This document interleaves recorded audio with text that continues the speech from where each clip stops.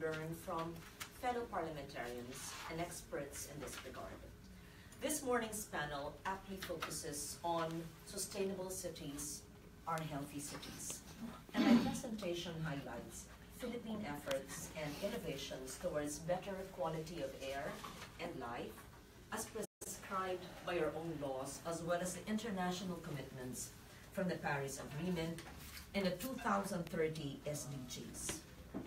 The World Health Organization estimates that 6.5 million deaths are caused by air pollution annually, making it the world's largest environmental health risk.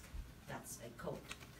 The air pollutant most closely linked to death and disease is particulate matter less than 2.5 micrometers in diameter, or PM 2.5, which is emitted from motor vehicles, power plants, industrial processes, and the combustion of biomass, coal, and kerosene. One other pollutant is the ground-level ozone, which causes significant respiratory illness and is formed due to methane from waste dumps and diesel vehicle emissions. In the Philippines, about 1 in 4 deaths are attributed to air pollution.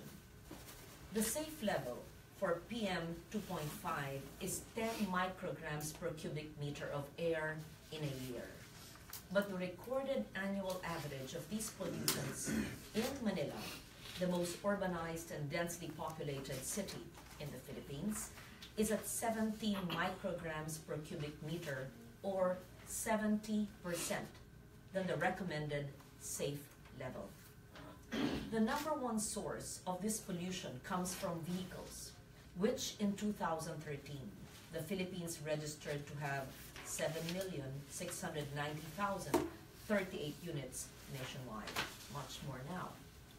Air quality and climate change is relational because factors that cause air pollution, such as the combustion of fossil fuels, the sources of high CO2 emissions, are all connected. We are therefore supporting both climate and health goals at once when we implement policies and measures that improve air quality. Way back in 1999, we enacted Republic Act 8749, the Philippine Clean Air Act, one of the first laws I authored in my first term as senator, which provides the policy framework for a country's air quality management program.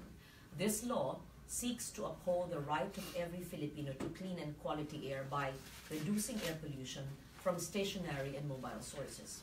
It adheres to the provision in the Philippine Constitution that grants the Filipino the right to a balanced and healthy ecology in accord with the rhythm and harmony of nature.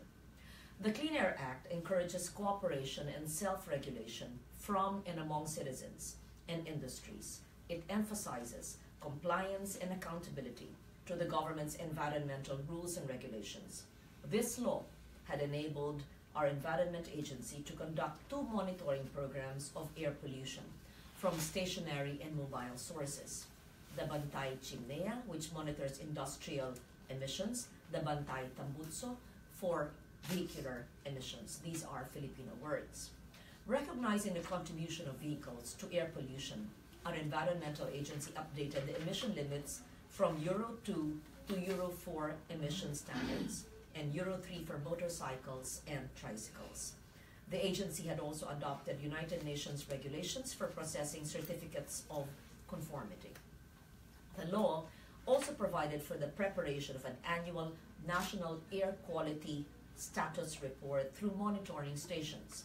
It also allowed for the designation of what we call the airsheds, which refer to geographical areas with similar weather or meteorological conditions and sources of air pollution, affecting the interchange and diffusion of air pollution in the surrounding atmosphere within the entire country. To date, there are 98 air quality monitoring stations and 22 airsheds nationwide. The law provides a solid foundation for other legislative measures on environment protection and climate change adaptation and mitigation. It heavily complements the Renewable Energy Law in 2008 in pursuing a more affordable and clean source of energy, as well as the first ever Green Jobs Act in the whole world in transitioning our industrial sectors towards green growth.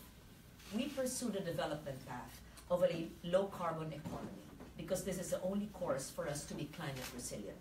In 2012, our carbon emissions registered at a negligible amount compared to other countries, only at 157.6 million metric tons of carbon dioxide, equivalent to only 0.33% of global GHG emissions. But we still choose this path because we have learned from the mistakes of the past. Years of industrialization have brought us to an unhealthy state of the environment, yet tolerating this very behavior would not at all change the grim fate for the Philippines. Our vulnerability and resilience as a nation has given us a voice to represent and lead other highly vulnerable countries in climate negotiations. When everyone else found it adequate to set the global warming limit to 2 degrees Celsius, we pushed it even further. We encouraged greater and more ambitious climate action by setting the limit to 1.5 degrees. We are also finalizing and set to submit this year our nationally determined contributions as part of our commitment to the Paris Agreement. And I commit to do everything in my power to ensure that the Philippines NDC will be 1.5 degrees Celsius compatible. Even though our NDC is conditioned on the availability of financial resources to pursue technology development and transfer and capacity building, we have already espoused in our national development plans the strategies to achieve our mitigation commitments.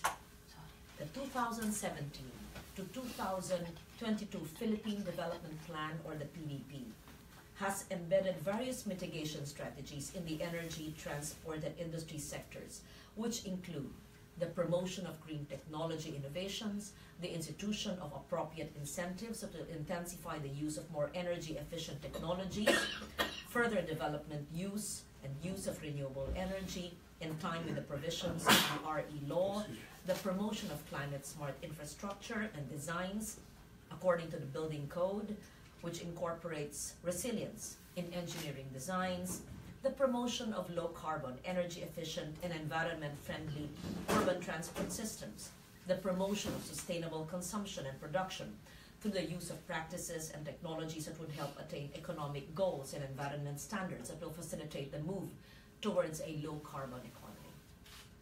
We knew that understanding how to calculate and keep track of our emissions would be key to our mitigation goals. So in 2014, our government issued Executive Order 174, which institutionalized the Philippine Greenhouse Gas Inventory Management and Reporting System. Our newly formed Climate Change Commission, which was created by law, which I also authored in my second term, and one of our commissioners is present here today, Commissioner Herrera, is a Climate Change Commission. It provides a direction and guidance in the accounting and the reporting of GHG emissions from identified key sectors. The Climate Change Commission is also responsible for developing a system for archiving, reporting, monitoring, evaluation of GHG inventories in all sectors, as well as facilitating continuous capacity building initiatives in the conduct of GHG inventories to ensure application of updated technologies. The CCC is supported by other government agencies in conducting GHG inventories in concerned sectors and may also involve local governments, academia, private and public institutions to participate, complement, and assist in the implementation. We also have the National Greening Program of the Department of Environment, accomplishing 1.7 million hectares from 2011 to 2016 and targeting 1.2 million hectares more of greening from 2017 to 2022. And we have an executive order which also expanded the coverage of the NGP to cover the remaining 7.1 million hectares of unproductive, denuded, and degraded forest lands nationwide until 2028. This continues to be a vital component of our mitigation action. Forests, as you know, act as carbon sinks and therefore help improve the quality of our air while providing livelihood opportunities to our local communities. Mitigation measures would largely include reduction of black carbon from diesel-fed vehicles, municipal solid waste sector, household cooking and domestic heating, oil and natural gas production, and agriculture. And even though we are still in the consultation phase of ratifying the Kigali Amendment to the Montreal Protocol, which seeks to phase down HFCs in the refrigeration and air conditioning sector, we recognize that this would certainly strengthen our call to limit global warming by 1.5 degrees. As parliamentarians, we all bear the responsibility of steering our country forward through fostering a policy environment where laws can unlock national potential and serve as a foundation for inclusive and sustainable development where our people could thrive and prosper. For 3 years in a row, I've worked to ensure that the national budget as chair of the Committee on Finance would truly cater to the needs of our people in light of climate change.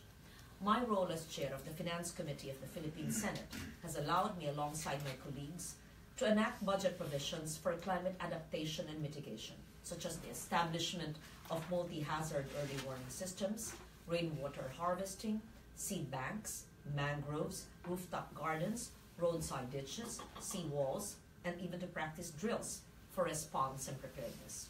The power of the purse rests on Congress, and I emphasize this because we cannot achieve our goals without the necessary budgetary support for our projects and programs. And in light of our new realities and challenges due to a warming planet, we are expected to do more for the safety and future of our people, our country, and our planet. Thank you.